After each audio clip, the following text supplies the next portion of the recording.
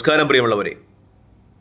Iran America ചർച്ച, അതായത് ഇറാന്റെ ആണവായുധ വ്യാപന നിരോധന കരാറുമായി ബന്ധപ്പെട്ട ചർച്ച ഒമാന്റെ തലസ്ഥാനമായ മസ്കത്തിൽ വരുന്ന 26-ാം തീയതി നടക്കാനിരിക്കവേ ഇറാൻ നിലവിൽ തന്നെ ആണവായുധ സജ്ജീകരണമായ സജ്ജീകരണങ്ങളുള്ള രാജ്യമായോ എന്ന ചർച്ച അന്താരാഷ്ട്ര മാധ്യമങ്ങളിലൊക്കെ നടക്കുന്ന ഒരു സമയമാണിത്. പ്രത്യേകിച്ചും 2024 ഒക്ടോബർ 5-ന് മധ്യ ഇറാനിലെ സെംനാൻ പ്രവിശ്യയിലെ അർദാൻ മേഖലയിൽ ഭൂകമ്പ മാപിനിയിൽ 4.6 തീവ്രത രേഖപ്പെടുത്തിയ ഒരു സ്ഫോടനം നടന്നതുമായി ബന്ധപ്പെട്ട വിവരങ്ങളൊക്കെ അന്താരാഷ്ട്ര പ്രതിരോധ വിദഗ്ധരൊക്കെ ചർച്ച ചെയ്യുന്ന ഒരു സമയമാണിത്. അത് ഒരിക്കലും ഒരു ഭൂകമ്പമല്ല, മറിച്ച് ഇറാൻ അവരുടെ ആണവായുധ പരീക്ഷണം നടത്തിയതാണെന്ന നിരീക്ഷണം അന്താരാഷ്ട്ര മാധ്യമങ്ങളിലൊക്കെ നിറഞ്ഞു നിന്ന ഒരു സമയമാണിത്. പ്രത്യേകിച്ചും അന്താരാഷ്ട്ര ആണവ ഏജൻസിയുടെ നിഗമനമനുസരിച്ച് ഇറാൻ ഇപ്പോൾ 605 പൗണ്ട് യുറേനിയം സ്വായത്തമാക്കിയിട്ടുണ്ട് എന്ന റിപ്പോർട്ടുകളാണ് മാധ്യമങ്ങൾ നിറഞ്ഞു നിൽക്കുന്നത്. ഈ 13 മുതൽ 16 വരെ ടൺ യുറേനിയം ഉപയോഗിച്ചാണ് അമേരിക്ക ഹിരോഷിമയിൽ ബോംബ് വർഷിച്ചത് എന്ന് പറയുമ്പോൾ നമുക്ക് ഈ 605 പൗണ്ട് യുറേനിയം ഇറാന്റെ കയ്യിലിരിക്കുന്നു എന്ന് ഒന്നുമായി ഒരു കമ്പാരിസൺ ചെയ്യുമ്പോൾ എത്രത്തോളം ആണവായുധം അവർക്ക് നിർമ്മിക്കുവാൻ കഴിയും എന്നതിൻ്റെ ഒരു ഏകദേശ രൂപം നമുക്ക് ലഭിക്കും.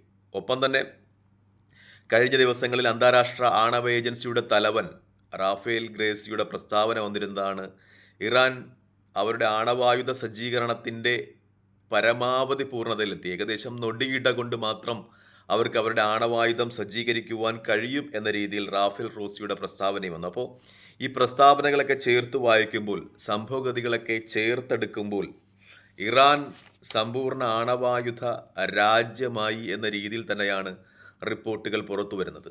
അതുകൊണ്ട് തന്നെ ഈ ആണവായുധ നിരോധന കരാറുമായി ബന്ധപ്പെട്ട 3-ാം ഘട്ട ചർച്ചയിൽ ഒരുപക്ഷെ ഇറാൻ അമേരിക്ക രണ്ടു രാജ്യങ്ങളും പരസ്പരം മുഖം രക്ഷിച്ചുകൊണ്ടുള്ള ഒരു കരാറിൽ ഏർപ്പെട്ടേക്കാം എന്നുള്ള രീതിയിലുള്ള അവലോകനങ്ങളും അന്താരാഷ്ട്ര മാധ്യമങ്ങളിൽ നിറയുകയാണ്. അതായത് ഇറാൻ അവരുടെ വാണിജ്യ കാർഷിക ആവശ്യങ്ങൾക്കു വേണ്ടി ആണവായുധം ഉണ്ടാക്കാം എന്ന ഒരു അനുമതി നേടിയെടുത്തേക്കാം എന്ന രീതിയിലൊക്കെയുള്ള വാർത്തകൾ പുറത്തു വരികയാണ്.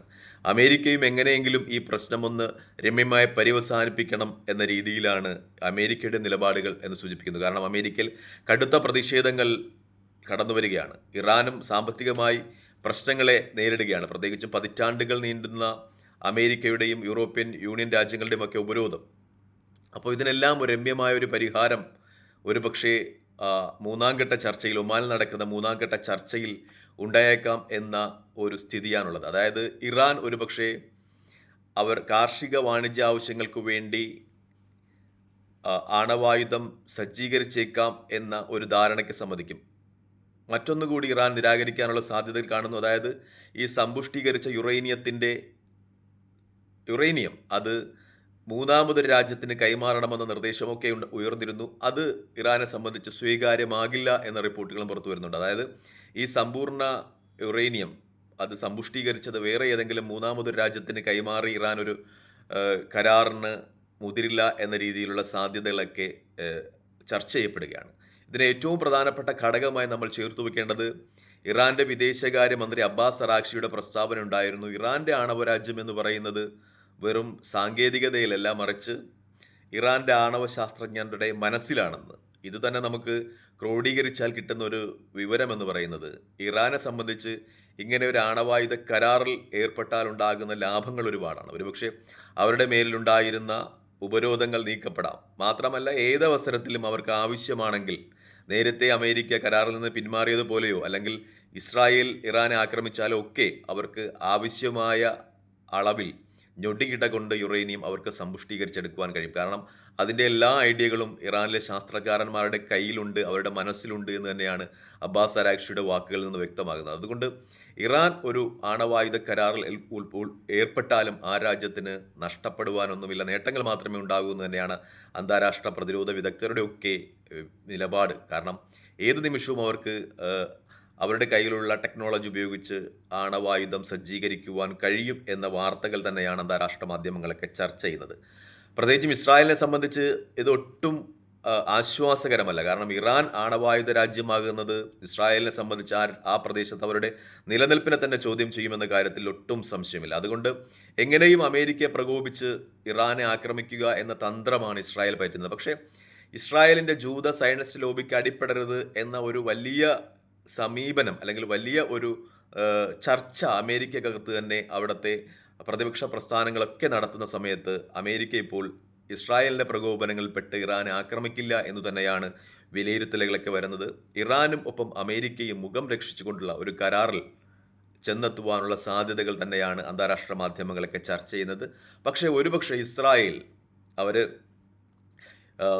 ഇറാനെ ആക്രമിച്ചിരിക്കാനുള്ള സാധ്യതകളും കൂടുതലാണ്. ഇറാനെ ആക്രമിക്കുവാനുള്ള സാധ്യതകളും കൂടുതൽ ആണ് എന്ന റിപ്പോർട്ടുകൾ സൂചിപ്പിക്കുന്നുണ്ട്. അതുപോലെ തന്നെ ഇറാൻ ഇസ്രായേലിന്റെ ആണവായുധ നിർമ്മാർജ്ജനവുമായി ബന്ധപ്പെട്ട നിർദ്ദേശങ്ങൾ മുന്നോട്ട് വയ്ക്കുന്നു എന്ന രീതിയിലുള്ള വാർത്തകളും പുറത്തു വരുന്നു. അതായത് പശ്ചിമേഷ്യയിൽ ഇസ്രായേൽ എന്ന് പറയുന്ന രാജ്യം ആണവ രാജ്യമായി നിലനിൽക്കുന്നിടത്തോളം കാലം ആ പ്രദേശത്തിൻ്റെ സമാധാന അന്തരീക്ഷം താറുമാറാകും എന്ന ഒരു നിലപാട് ഇറാന്റെ ഭാഗത്തു നിന്നുണ്ടാകുന്നതായി പ്രസ്താവനകൾ സൂചിപ്പിക്കുന്നു. അപ്പോൾ ഇറാനും അവരുടെ നിലപാടുകൾ ഉറച്ചു നിൽക്കുകയും ഇസ്രായേൽ ഇറാന്റെ ആണവായുധം ഏതുവിധനെയും നശിപ്പിക്കുവാൻ ശ്രമിക്കുകയും ചെയ്യുന്ന ഒക്കെ അവസരത്തിൽ അമേരിക്കയും ഇറാനും തങ്ങളുടെ മുഖം രക്ഷിച്ചുകൊണ്ടുള്ള നിലപാടുകളുമായി മുന്നോട്ട് പോകുമ്പോൾ ഇസ്രായേൽ കൂടുതൽ പ്രതിസന്ധിയിലാകും എന്ന രീതിയിൽ തന്നെയാണ് റിപ്പോർട്ടുകൾ പുറത്തു വരുന്നത്. പ്രത്യേകിച്ചും ചർച്ചകൾക്ക് ശേഷം ഇറ്റാലിയൻ വിദേശകാര്യമന്ത്രിയെ സന്ദർശിച്ച ഇറാൻ വിദേശകാര്യമന്ത്രി അബ്ബാസ് അരാക്ചിയുടെ വാക്കുകളും അങ്ങനെ തന്നെയാണ് സൂചിപ്പിക്കുന്നത്. ഇറാൻ ഇസ്രായേലിൻ്റെ ആണവായുധ നിർമ്മാർജ്ജനത്തിനു വേണ്ടി വാദിക്കും എന്ന രീതിയിൽ തന്നെയാണ് വാർത്തകൾ പുറത്തു വരുന്നത്. ഒപ്പം സമാധാനപൂർണമായ ആവശ്യങ്ങൾക്ക് ഇറാന്റെ വാണിജ്യ, കാർഷിക, വ്യാവസായിക ആവശ്യങ്ങൾക്ക് വേണ്ടി ആണവായുധം നിർമ്മിക്കുന്നതിനെ പറ്റിയുള്ള ചർച്ചകളും അതുമായിട്ടുള്ള പഠനങ്ങളുമായി ഇറാൻ മുന്നോട്ട് പോകും എന്ന് തന്നെയാണ് അദ്ദേഹത്തിൻ്റെ വാക്കുകളും സൂചിപ്പിക്കുന്നത്. തൽക്കാലം ഈ വീഡിയോയുമായി ഇവിടെ വാങ്ങിയാണ്. മറ്റൊരു വീഡിയോയുമായി കാണുന്നതുവരെ പ്രാർത്ഥനയിൽ ഉൾപ്പെടുത്തുക. നന്ദി, നമസ്കാരം, ജയ് ഹിന്ദ്.